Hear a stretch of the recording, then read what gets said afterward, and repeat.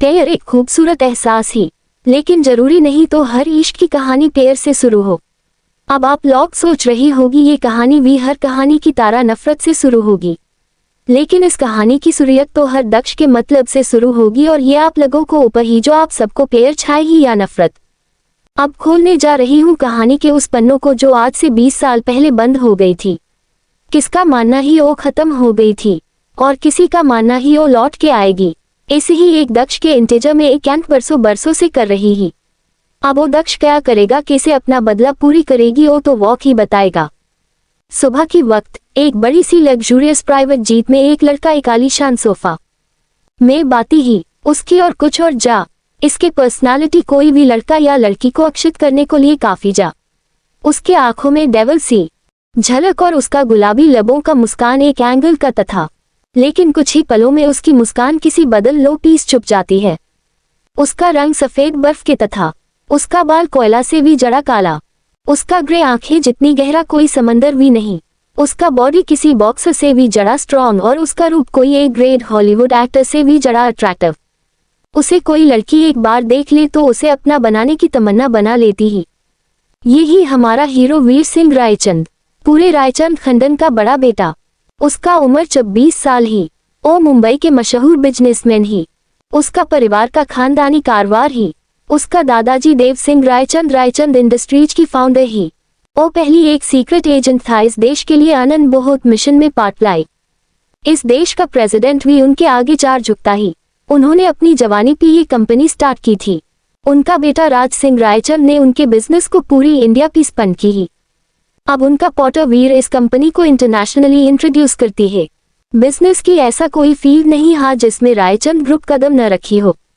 दौलत और शोहरत के साथ साथ उनके पास एक दुश्मन का बरसा कैफेला भी ही। देवजी एक सीक्रेट एजेंट था, इसलिए अभी भी इस परिवार का एक सीक्रेट एजेंसी और एक मजबूत डिफेंस टीम भी ही। उनका टीम कोई आम बॉडीगार्ड का टीम नहीं है, वो इस देश का डिफेंस टीम से भी जड़ा शक्तिशाली जा।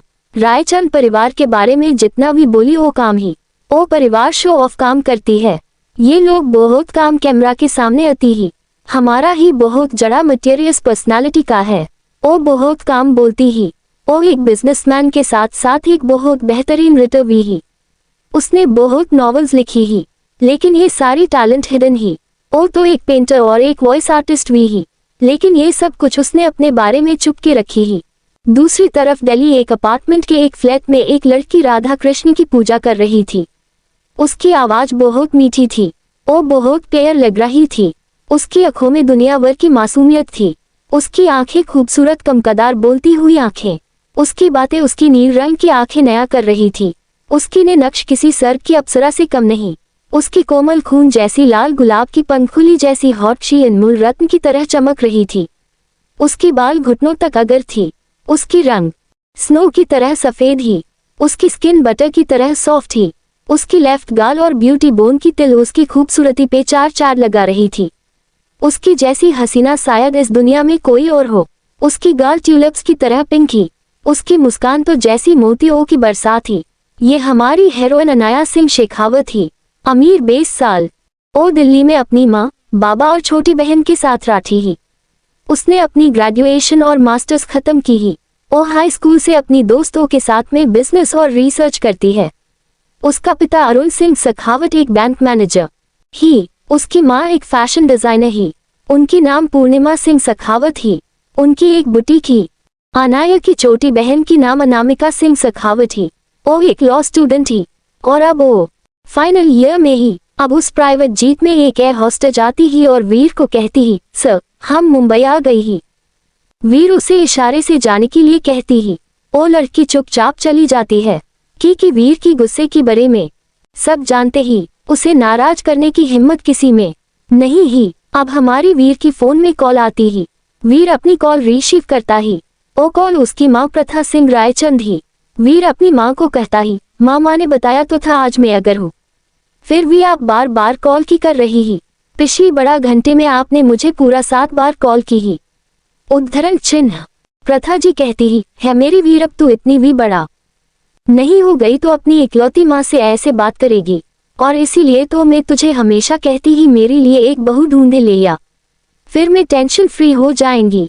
और अगर तुझे इतनी ही प्रॉब्लम ही तो मैं तुझे लड़की ढूंढने में मदद करती हूँ। तेरा छोटा भाई का भी दास गर्लफ्रेंड ही, और तू किसी लड़की को वायु भी नहीं देती। मुझे ये बता, मैंने आज सुबह तेरे बारे में एक न्यूज पारी ही। ओ लोग बता रहा जो तू गे ही और कोई एक्टर से तेरा चक्कर चल रहा ही।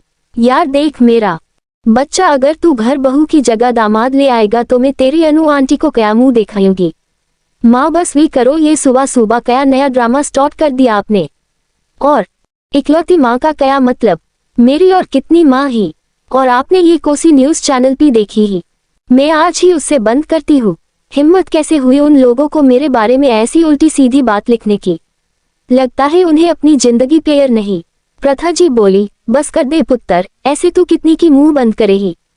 तेरे पिथपिसी लोग तेरे बारे में क्या क्या बोलता ही। ऐसे बेटा तेरे अंदर सच में कोई प्रॉब्लम तो नहीं ही। मुझे बोल ना, मुझे तो कही सकता ही, मैं तो तेरा माँ हूँ। मेरे पास न एक मस्त आइडिया ही। माँ ने तुझे बताया था ना, मेरी एक साहिल की बेटी काल उससे वापस आई ही। तू एक बार उससे मिल लेना और 2-4 सेल्फी इंटरनेट पे अपलोड कर देना, और अगर लड़की पसंद आ गई तो मैं तेरा सगाई कर दूंगी। वाओ प्रथा वाओ, कितनी कूल माँ ही तू। सुकमाना, इतनी अच्छी माँ मिला ही तुझे। वीर ने कहा, माँ अब बात वो करो, इतनी आइडिया लेके आप सोती कसे हो। और माँ मुझे आपकी कोई भी फ्रेंड नहीं पसंद, उनकी बेटी कसे पसंद होगी मुझे।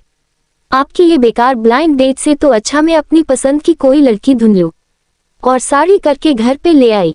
कम से कम आपसे तो मुझे छुटकारा मिलेगा। तंग गया हूँ माँ आपकी इस फाजुल हरकतों से। आजकल तो लड़कियां भी इतनी जल्दी साड़ी नहीं करती ही, और मुझे किसी को डेट करने में कोई भी इंटरेस्ट नहीं ही। आप समझते कि नहीं ही, मुझे एक वाइफ नहीं एक सोलमेट चाहिए, और ऐसी लड़की मुझे नहीं मिलता। जब मिलेगी मैं खुद साड़ी करके घर ले आई। फिर मात कहना आपको इनवाइट नहीं किया। प्रथा जी अपनी मुँह में हाथ रख के बोली, है वागमान कितना बेहया ही तू, खुद का शादी का बात खुद कर रहा ही। और क्या तू लड़की को वाक के लिए? बेटा शादी के लिए रिश्ता वेगना पड़ता है, बहुत सारी रस्म होता है साड़ी में, कोई फुटबॉल मैच नहीं ही। और देख इस काली युग में कहा तुझे पर्वती जैसी लड़की मिलेगी। थोड़ा सा कॉम्प्रोमाइज तो करना बनता ही। अगर तुझे मेरी फ्रेंड की बेटी नहीं पसंद तो तेरी चाची की फ्रेंड की बेटियां ही न, और तेरी बहन के भी तो कितनी सारी साहिल ही। और मैंने न मैट्रिमोनी साइट पे तेरा अकाउंट खोल दिया ही। तू बात घर आजा, तेरे लिए मैं लाखियों की लाइन लगा दूंगी। नहीं माँ, वीर सिंह रायचंद न पहले कभी कॉम्प्रोमाइज की ही न कभी करे ही। मैं बेस्ट हूँ, मेरी पत्नी को भी बेस्ट होनी पड़ेगी।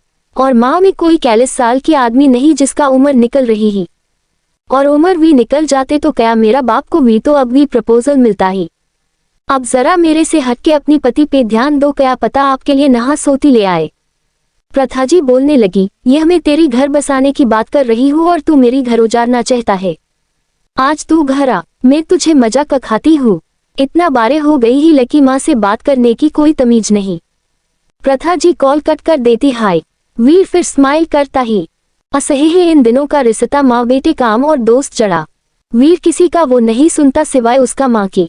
अगर वीर का ऑफिस का कोई उसे इस रूप में देख लेगा तो उसे लगेगा वो पैरेलल यूनिवर्स में चला आया। वीर पे हुक्म चलाने के है सिर्फ उसके माँ के पास ही। वीर अपने बाकी घर वालों से उतना क्लोज नहीं जितना उसकी माँ से। प्रची अपने बेटे से बहुत मोहब्बत करती ही। ओ हर किसाई से इतनी फ्रैंक नहीं होती। ओ एक एलिजेंट लेडी ही। 3 महीने से वीर यूके में था, इसलिए वो बहुत बचन ही। बेटे की एम की खुशी में आज वो पूरे हवाले फूल सजा रही, सारे सर्वेंट को इंस्ट्रक्शन दे रही ही। ओ डाला भी सज के रखा ही सबकी आरती करने के लिए। वीर जीत से निकाल जाती ही और अपनी लग्जूरियस कार पे बैठ के घर के लिए रवाना हो जाती ही। To be continued. Writer Mithila Alam जीन प्रीटी। Share your response in the comment box.